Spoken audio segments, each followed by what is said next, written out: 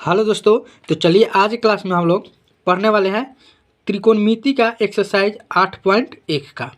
उसमें का क्वेश्चन है, ये क्वेश्चन नंबर 8 होगा।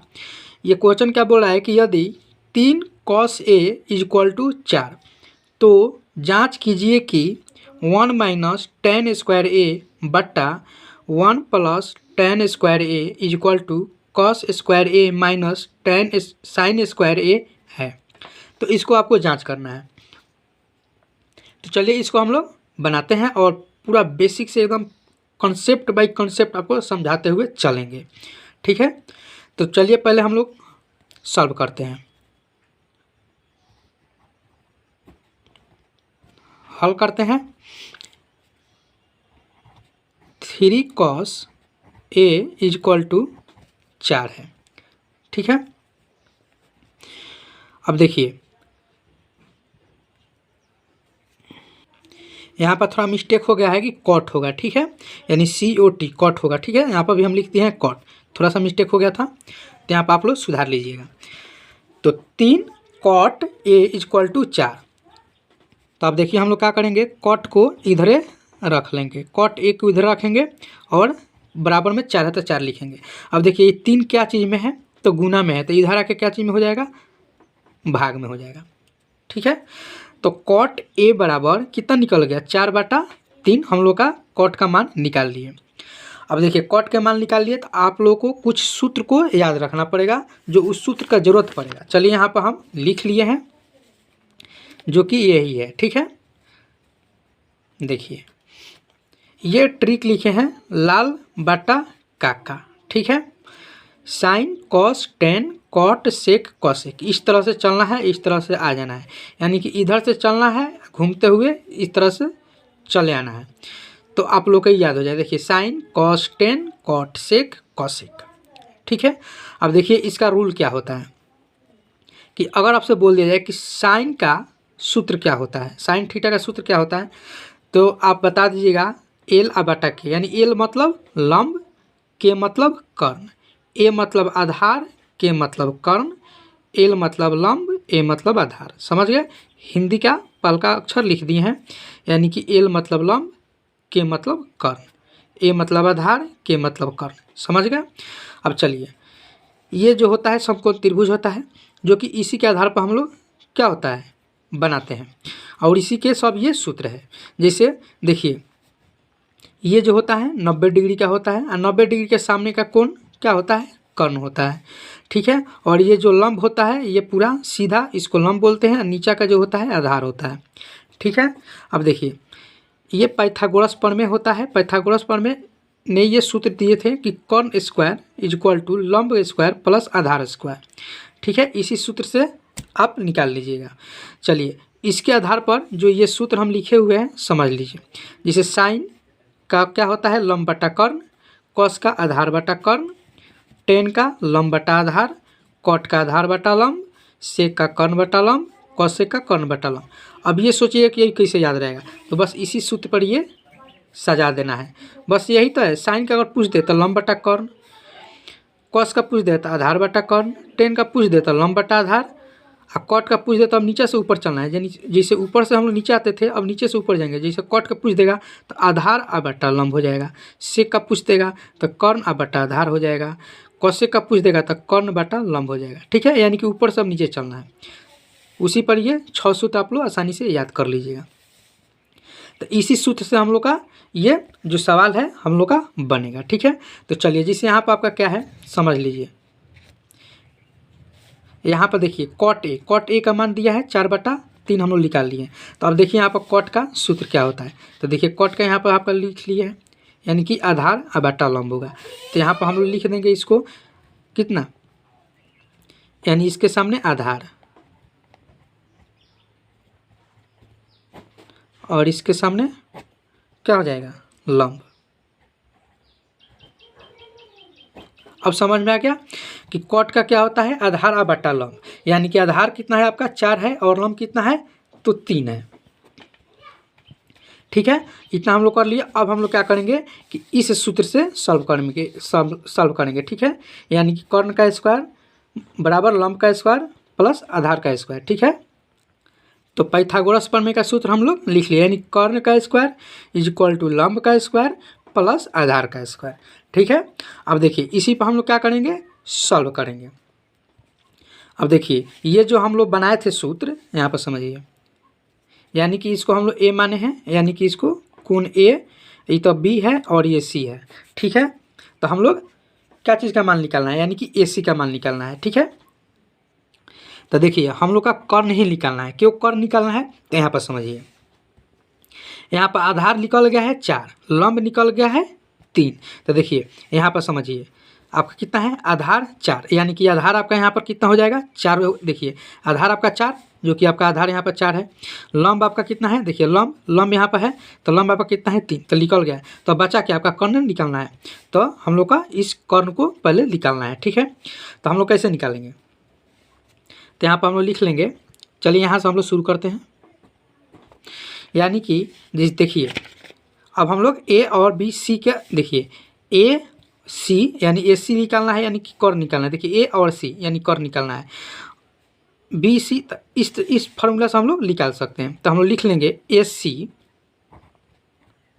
Square plus equal to B C square plus A B square. ठीक है, यही है, इसी का है, यही सूत्र है। जैसे कि देखिए कर्ण हम बोले थे ना, कर्ण का स्क्वायर, तो देखिए कर्ण का क्या है ए और सी, तो ए सी का स्क्वायर हो गया कि नहीं। तो चलिए अब हम लोग इस पर क्या करेंगे, सवाल को बैठाते हैं। तो सवाल को कैसे बैठाएंगे, ए सी का square is equal to B C. अब बी सी समझिए, यहाँ पर बी सी क्या है, देखिए बी और सी क्या है, लंब है। तो लंब आपका कितना है 3 है, तो यहाँ पर हम लोग क्या करेंगे 3 का स्क्वायर प्लस ए और बी। तो यहाँ पर समझिए ए और बी क्या है, आधार है, जो कि आधार का कितना दिया है 4 दिया है। तो यहाँ पर हम लोग कर लेंगे 4 का square, simple. A C square is equal to, देखिए 3 का स्क्वायर करिएगा ना तो कितना आएगा आपका, 3 का स्क्वायर करिएगा तो 9 आ जाएगा, 4 का स्क्वायर करिएगा 16 आ जाएगा। ठीक है, ए सी स्क्वायर यानी कि 9 और 16 आप जोड़िएगा तो कितना आ जाएगा आपका 25 आ जाएगा। ठीक है, अब यहाँ पर समझिए 25 आ गया। अब देखिए ए सी स्क्वायर है ना, यानी कर्ण का स्क्वायर है, तो जब स्क्वायर हटेगा ना तो इधर रूट चढ़ जाता है, यानी कि ए सी जब ये स्क्वायर हटेगा ना तो इधर 25 पर रूट चढ़ जाएगा। ठीक है, तो अब देखिए ए सी बराबर क्या हो जाएगा, रूट 25 का क्या होता है 5 होता है। ठीक है, तो यानी कि हम लोग का ए सी यानी कि कर्ण हम लोग निकाल लिए 5। देखिए यहाँ पर हम लोग कर्ण निकाल लिए 5, यानी लंब कर्ण आधार तीनों हम लोग को मालूम हो गया। चलिए अब हम लोग क्या करने वाले हैं, अब हम लोग इसी पर अब इसको सॉल्व करने वाले हैं कि 1 माइनस 10 स्क्वायर ए बटा 1 प्लस 10 स्क्वायर ए। ठीक है, तो यहाँ पर हम लोग लिख लेते हैं 1 माइनस 10 स्क्वायर ए बटा 1 प्लस 10 स्क्वायर ए।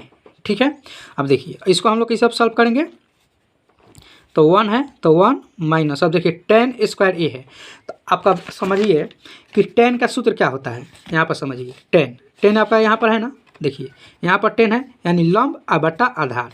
तो अब यहाँ पर हम लोग निकाले थे लंब आ बटा आधार, तो लंब बटा आधार होता है ना 10 का, तो देखिए यहाँ पर है लंब और आधार, इसको उलट देंगे, तो लंब बटा आधार जो कि 10 का लंब बटा आधार, तो यानी कि यहाँ पर क्या हो जाएगा आपका 3/4 का स्क्वायर।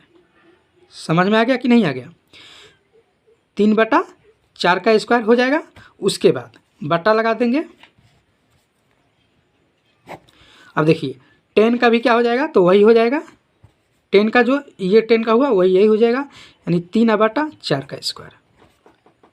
समझ में आ गया कि नहीं आ गया।